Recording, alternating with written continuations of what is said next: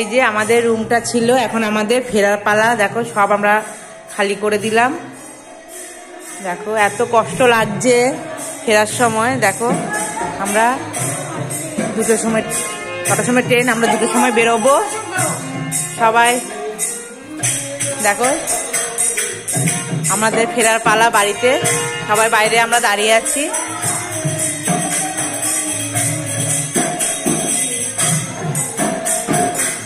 দেখো এখানে কীর্তন চলছে।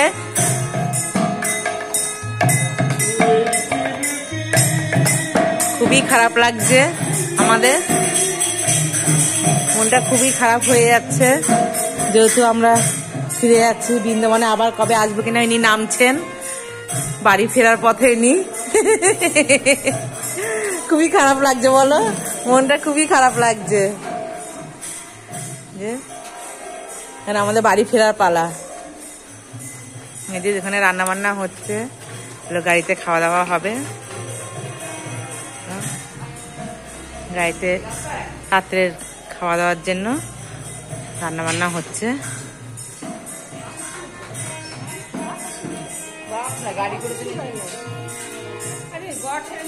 যে আমাদের আশ্রম, আমরা যে আশ্রমে ছিলাম, কাটিয়া বাবার আশ্রম,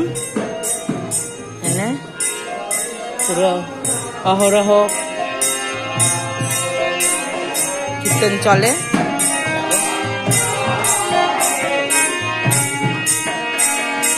আমাদের গুরুজি, এই আশ্রমে গুরুজি। এই যে রাধাকৃষ্ণ মন্দির, এখন যে ভোগ আরতি হয়েছে, মন্দির বন্ধ হয়ে গেছে।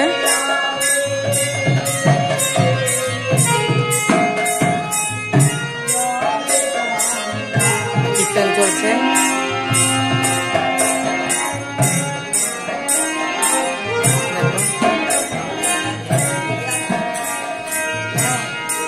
সবাই এখন যাওয়ার পালা।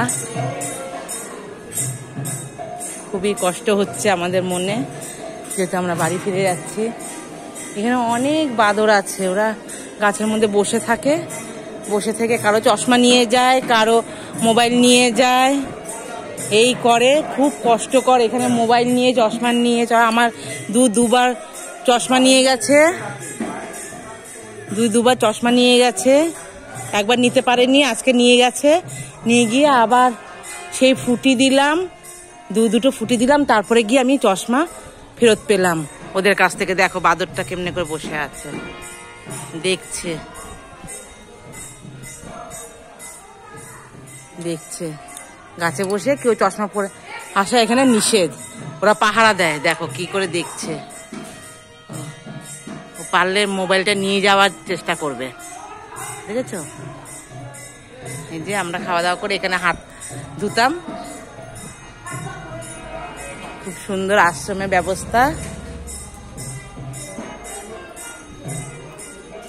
এটি হচ্ছে কাটিয়া বাবার আশ্রম।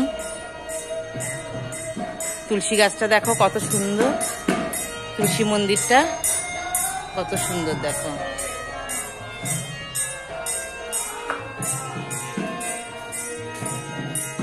ওনারা এখানে থাকেন।